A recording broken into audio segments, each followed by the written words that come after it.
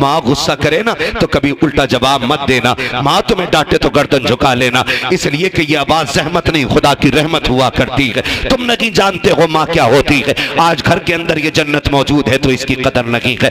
आज माँ घर के अंदर है तो किसी को एहसास नहीं है। दुनिया के हजार दुख सह करके घर में आते हो, माँ दुपट्टे से आंसू पोंछ देती है तो ऐसा लगता है जैसे जिब्रील ने परों में छुपा लिया है। माँ अगर बोसा ले लेती है ऐसा लगता है खुदा की रहमतों ने चूम लिया है। माँ अगर सर पे हाथ रख देती है ऐसा लगता है जैसे जिब्रील के बाजुओं ने साया कर दिया है। माँ अगर गोद से लगा लेती है बेटे को सीने से, माँ अगर प्यार से बोल देती है तो ऐसा लगता है खुदा की रहमतें बोलने लग गई है। आज उसी माँ को कुत्ते का लहजा कहते हो, जानवर कहते हो तेरी आवाज से नफरत है। हाथ जोड़ के कह रहा हो, खुदा की कसम खा के कहता हूँ आज माँ के तो कदर नहीं है। जिस दिन ये कफन में लिपट के चली जाएगी, तुम 1 बजे आना, 2 बजे आना, 3 बजे आना, 4 बजे आना, किसी को दस्तरखान पे तुम्हारा इंतजार नहीं होगा, कोई चूल्हे पे तुम्हारे लिए नहीं बैठेगा, कोई उठा के नहीं कहेगा तूने खाया है कि नहीं खाया है, कोई तेरे आगे दस्तरखान नहीं बिछाएगा। रात के 3 बजे आना या 4 बजे आना, कोई तुझसे रोटी को पूछने वाला नहीं होगा। आज माँ के इसकी कदर कर लो। अगर ये चली गई कफन में लिपट के, रात के 3 बजे आना, तेरी कमाई खाने वाली बीवी चादर में सिमट के लेटी रखेगी लेकिन तुझसे रोटी को नहीं पूछेगी। तेरे अपने बच्चे, तेरे पैसे से शौक करने वाली औलाद अपनी नींद तोड़ के नहीं आएगी। ये सिर्फ माँ होती है जो सब कुछ लुटा के औलाद को खुश रखना चाहती है। आज माँ के तो कदर कर लो, वरना जिस दिन माँ चली जाएगी तुम 3 बजे आओगे, फिर तुम्हें कोई डांटने वाला नहीं मिलेगा। तुम्हारे कान तरस जाएंगे उस आवाज के लिए जो कभी 3 बजे आती थी, कभी 2 बजे आती थी। तुम ढूंढोगे कहाँ है वो चेहरा। खुदा की कसम तुम्हें 4 पाई तो दिखाई देगी लेकिन लेटने वाली माँ नहीं होगी। तुम्हें लाठी तो दिखाई देगी लेकिन पकड़ के चलने वाली माँ नहीं होगी। तब तुम तरस जाओगे इस लहजे और इस चेहरे के लिए। फिर सारी दौलत उठा के फिरना और दुनिया से भीख मांगना और कहना कोई एक बार सारी दौलत लेकर के मुझे मेरी माँ दे दे। कुल कायनात लेकर भी तुम्हें कोई माँ नहीं दे सकता है, इसलिए कि दौलत मांगने से मिलती है, माँ बाप खुदा की रहमत से मिलाकर। नारे तकबीर, नारे रिसालत, मसलके आला हजरत, मसलके आला हजरत, उलमाए अहले सुन्नत, उलमाए अहले सुन्नत, नारे तकबीर, नारे रिसालत। माशाअल्लाह माशाअल्लाह। थके तो नहीं है ना अभी? बातें थोड़ी कड़वी हैं लेकिन सच यही है मेरे भाई। मैं इस कड़वे को शहद में मिला के मीठा नहीं कर सकता। खुदारा माँ बाप की कदर कर लो। माँ बाप बड़ी दौलत होते हैं, बड़ी दौलत होते हैं, इतनी बड़ी दौलत होते हैं जिसके पास माँ बाप हैं उसके पास कुल कायनात है। वरना जो एक साए से भी महरूम हो जाए ना, कभी उससे पूछो माँ के बगैर जिंदगी कैसे कटती है, कभी पूछो बाप ना हो तो कैसा लगता है, पूछो ना कभी उन लोगों से जाकर के। आज हैं तो इज्जत कर लो, कल नहीं होंगे तो आंसुओं के सिवा कुछ नहीं होगा। और यकीन ना आता हो ना तो यकीन करना। ईद की नमाज पढ़ते हैं आप लोग? फिर चुप हो गए आप लोग, नाराज हैं। ईद की नमाज पढ़ते हैं ना? आप देखना 2 तरह के लोग होते हैं। एक तो वो जो नमाज पढ़ के सीधे घर दौड़ते हैं और एक वो जो 2 रकात पढ़ के कब्रिस्तान दौड़ जाते हैं। कभी सोचा आपने? जिनके माँ बाप जिंदा होते हैं वो ईदगाह से घर जाते हैं, जिनके माँ बाप नहीं होते हैं वो ईदगाह से कब्रिस्तान जाते हैं। कुछ फर्क समझ में आया? कुछ लगा ईद किधर है? ईद नए कपड़ों में नहीं होती है, ईद बाजार में नहीं होती है, ईद मेले में नहीं होती है। ईद तो माँ बाप की दुआओं में हुआ करती है। ईद तो माँ बाप की दुआओं में हुआ करती है। हजरत हलीमा सादिया को देख के हजरत आमीना कहती हलीमा मेरा लाल है, एक बार और दिखा देना। गोद में लिया, कुछ देर रोई, भीगी पलकों के साए में हजरत आमीना ने हुजूर को रुखसत किया। हजरत हलीमा सादिया हुजूर को लेके निकली। ख्याल आया हलीमा इतनी अजमतों वाला बच्चा मिल गया है तो क्यों ना रब की बारगाह में शुक्रिया का तवाफ ही करते चले। तवज्जो है ना? किस्मत पे नाज करो, अल्लाह ने हमें हुजूर की उम्मत में पैदा किया। हाँ, वरना वो लोग बहुत मिलेंगे कि सजदा सजदा सजदा और हुजूर का नाम आए तो शिर्क को बिदअत।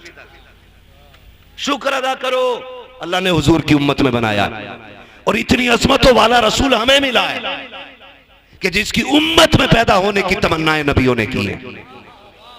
हमने तो कोई दुआ ही नहीं मांगी थी, कभी रोए नहीं और कभी कहा ही नहीं हुजूर की उम्मत में पैदा कर दे। हमारा तो मुकद्दर है, हम पैदा हुए। हाँ, हमारी कान में आके हाफिज साहब ने और हमारे उलमा में से किसी ने भी, इमाम साहब ने कान में आके कहा अशहदु अन्ना मुहम्मद रसूलुल्लाह।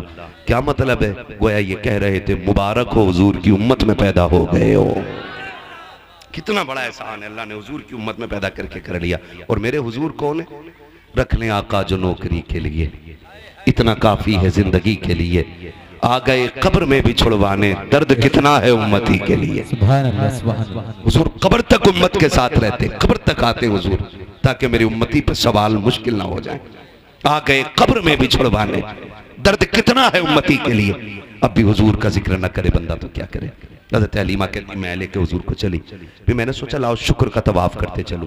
कहती मैं अपने शहजादे को लेके न गोद में काबे का तवाफ कर रही थी, दिल में आया हजर अस्वद भी चूम लूं। चलो भाई खत्म कर लें, मेरा भी वक्त पूरा हो गया। मुझे लग रहा है आप भी थक गए। नहीं थके ना तो पीछे वाले बोले जरा यार सुभान अल्लाह, सुभान अल्लाह। नहीं, मुझे लगना चाहिए कि आप सुन भी रहे हैं और समझ भी रहे हैं, इसलिए आपसे बुलवा रहा हूं, वरना कब्रिस्तान में खड़े होकर तकरीर करने का आदी नहीं हूं मैं। और ऐसा भी नहीं है कि मुझे होका निकालना है पूरा। 365 दिन में 400 से ज्यादा तकरीरें करनी रहती है, क्योंकि जिन्हें रात में वक्त नहीं मिलता उनके यहाँ दिन में भी जाना पड़ता है। इसलिए साल में 365 रातें होती हैं, उसमें पूरा नहीं हो पाता तो फिर दिन में भी तकरीरें 400 प्लस तकरीरें हो जाती हैं। कोई जबरदस्ती का शौक नहीं है, बस आप मोहब्बत से सुने तो मैं बात करूं, जरा कह दें या रसूल अल्लाह, या रसूल अल्लाह। हज़रत हलीमा कहती मैंने तवाफ तो कर लिया, मेरे दिल में आया लाओ हजर अस्वद भी चूमूं। रश बड़ा था, भीड़ थी। मैंने सोचा अगर मैं वहां गई तो मेरे बेटे को धक्का न लग जाए, धक्का ना लग जाए। कहते मैं ये सोच के दूर बैठ गई कि जब लोग चले जाएंगे फिर हजरे अस्वद चूमूंगी। कहती मैं बैठी थी, मैंने क्या देखा, अचानक हजरे अस्वद अपनी जगह से उखड़ा। ये आला हजरत नहीं कह रहे जो इश्क में कह गए होंगे, ये हजरत हलीमा कह रही है जिन्हें भी पता ही नहीं बच्चा कौन है। कह रही हजरे अस्वद अपनी जगह से उखड़ा और हवा में उड़ता हुआ मेरे बेटे के लबों पे आके लग गया है। सुभान अल्लाह, सुभान अल्लाह। गोया वो कह रहा था हलीमा इन्हें तकलीफ न दे, तू जो गोद में लेके बैठी है कोई आम बच्चा नहीं है, तो काबे का काबा लिए बैठी है। सुभान अल्लाह, काबे का काबा लिए बैठी है। तभी तो मेरा इमाम कहता है हाजियो आओ शहंशाह का रोजा देखो, काबा तो देख चुके काबे का काबा देख। सुभान अल्लाह। है ना तवज्जो सारे लोगों की। हज़रत हलीमा कहती है ना मैं फिर हुजूर को लेके ना सवारी की तरफ गई। ऊंटनी कितनी कमजोर थी कि चल नहीं पा रही थी, कई कई जगह बैठ के आई है, कमजोरी की वजह से पैर भी टूटा है। कहती मैं उस सवारी की तरफ गई ना, उसने मुंह उठा के देखा, उसे नबुव्वत की खुशबू महसूस हो गई। सुभान अल्लाह, सुभान अल्लाह। और उसने देखने के बाद 3 मरतबा काबे के सामने सर रखा सजदे में। क्या बात है। गोया कह रही थी शुक्र है वो आज मेरे ऊपर सवार होने वाला है जो नबियों की इमामत के मुसल्ले पे मेराज में खड़े होने वाला है। बस कहती फिर वो ऊँटनी ना मैं गई और मैंने अपने शौहर को आगे बैठाया, हजरत हारिस को, मैं हुजूर को लेके पीछे बैठ गई। कहते ऊँटनी उठने रही। हारिस ने मारना शुरू किया। कब वो मार रहे थे इतने में मेरे नबी के दादा अब्दुल मुत्तलिब आ गए। क्या कर रहे हो हारिस? का जनाब ये उठ नहीं रही है। का ठहर मैं आ रहा हूं, मार मत। उसने कहा जी ऊँटनी मेरी है, मुझे पता है कैसे उठती है। तो मुस्कुरा के आपने कहा ऊँटनी तेरी है, तुझे पता है, लेकिन जिसे लेके जा रहे हो ना पोता मेरा, इसकी अजमतों का मुझे पता है। सुभान अल्लाह। हजरत अब्दुल मुत्तलिब गए और जाके कहा हारिस पीछे बैठो, आमीना मेरे पोते को लेके आगे बैठो, सवारी उस वक्त तक नहीं चलेगी जब तक मेरा लाल आगे नहीं होगा। ये जानवर भी जान रहे हैं हुजूर की शान क्या। कहा ये तब तक आगे नहीं बढ़ेगी जब तक मेरा लाल आगे नहीं होगा। हजरत हलीमा सादिया कहती मैं लेकर के आगे बैठ गई हूँ। कहती मेरे हाथ में रस्सी थी, सरकार ने अपने हाथ में पकड़ ली है। कहती जैसे सरकार ने अपने हाथ में पकड़ी, मुझे ख्याल आया कहीं हाथ जख्मी ना हो जाए, नबुव्वत वाले नर्म हाथ। कहा मैंने एक बार छुड़ाया, हुजूर ने फिर पकड़ लिया। कहा दूसरी बार छुड़ाया, फिर पकड़ लिया। कहा तीसरी बार छुड़ाना चाहा। कहते आका ने इस जलाल से मेरी तरफ देखा कि मेरे माथे पे पसीना आ गया, मेरी हिम्मत ना हो सकी की रस्सी छुड़ाने की, लेकिन मैं समझ नहीं पा रही थी राज क्या है। कहते हैं फिर मैंने रस्सी छोड़ दी, शहजादे जैसे तेरी मर्जी है। कहा फिर मैंने इशारा किया, मेरी सवारी जो चल नहीं पा रही थी अब हवा से ज्यादा तेज दौड़ती जा रही है। गोया हुजूर कह रहे थे अम्मी आज सवारी तुझे नहीं मुझे चलानी है, इसलिए कि जो बीमार है इसे शिफा भी देना है, जिनसे पीछे रह गई है उनसे आगे भी लेके जाना है। कहा नबी ने रस्सी थामी है और सवारी हवा से बात कर रही है। कहा इतनी तेजी से दौड़ी है कि जो पहले बच्चे लेके गई थी वो पीछे रह जाती है। किसी ने कहा वो हलीमा जा रही है, वो हलीमा जा रही है। किसी ने कहा नहीं नहीं हलीमा नहीं हो सकती है, इसलिए कि हलीमा मक्के में होगी। कहा जब ये बातें हुई एक औरत ने कहा हलीमा कहा तू की है? कहा हाँ मैं की हूँ। कहा इतनी तेज कैसे? क्या सवारी बदलती है? हजरत हलीमा ने हुजूर के चेहरे से कपड़ा हटाया, कहा सवारी नहीं हलीमा ने मक्के में सवार बदल दिया है। नारे तकबीर, नारे रिसालत, उलमाए अहले सुन्नत, मसलके आला हजरत मुफ्ती हम्माद रजा साहिब किबला, नारे तकबीर, नारे रिसालत। हजरत हलीमा सादिया कहती मैं लेके चली, कहती सवारी भी प्यासी हो गई हम भी प्यासे थे। मेरे सरताज ने कहा कहीं रुको पानी पी ले। कहा एक कुआं पड़ता था रास्ते में मालूम था, हमने कहा उस राह पर चलें जहाँ कुआं है। कहते हम लोग कुएं की तरफ गए, हमने जाके देखा एक औरत रो रही, वो कह रही हाय बर्बाद हो गई लुट गई। मैंने कहा बात क्या? उसने कहा मेरा बच्चा ना कुएं में गिर गया है, मैं पानी निकाल रही थी, मैंने बच्चे को बैठाया, वो अचानक चलते चलते कुएं में गिर गया। कहा जब बच्चा गिरा ना मैं उसे पकड़ने के लिए दौड़ी तो रस्सी भी गिर गई। कहती अब कोई साधन भी नहीं, मेरा बेटा डूब गया पानी में। हजरत हलीमा कहती रो मत, मेरी गोद में वो है जो हर रोते के लबों पे मुस्कुराहट दे देता है। क्या बात कर रही हो? कहा हाँ। कहा मेहरबानी करो फिर जल्दी करो, कहा बच्चा भी मिल जाएगा। हजरत हलीमा ने न चेहरे से हुजूर के कपड़ा हटाया और कुएं को हुजूर का चेहरा दिखाया। पानी ने जैसी सरकार का चेहरा देखा उछाला मार के किनारे पे आ गया। औरत ने बच्चा उठा लिया और उठा के कहती हलीमा तू किसी बंदे को लेके जा रही है कि फरिश्ते को लेकर के जा रही है?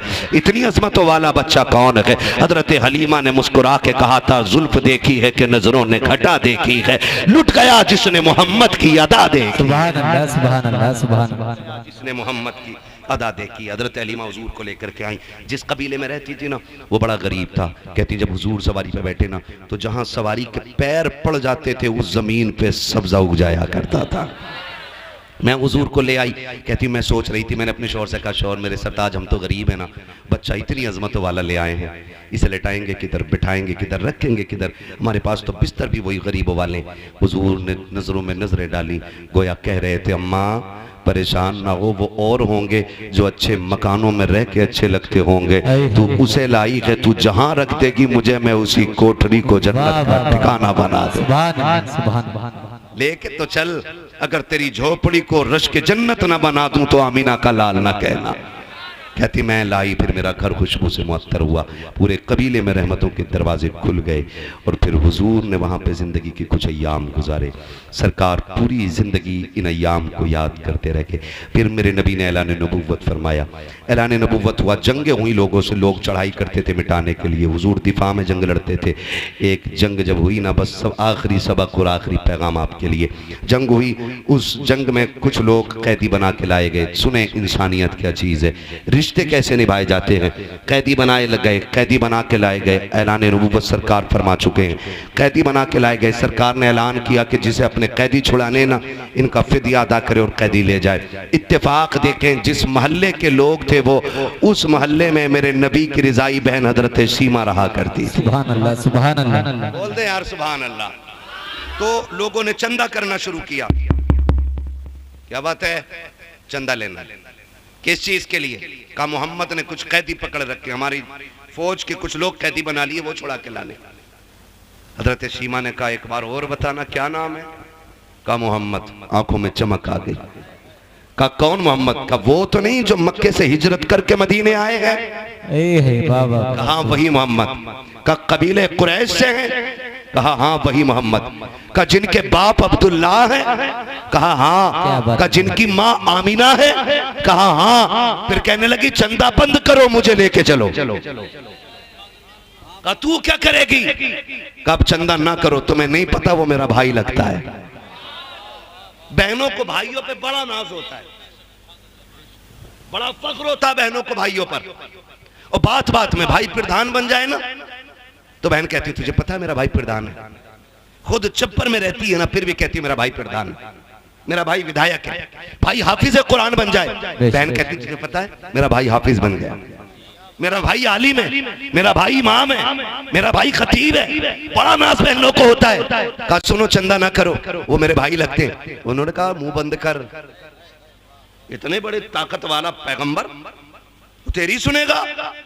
कहा हाँ मुझे लेके तो चलो ना। कहा चंदा तो कर ले, पैसे ले ले, अगर ना छोड़ा तो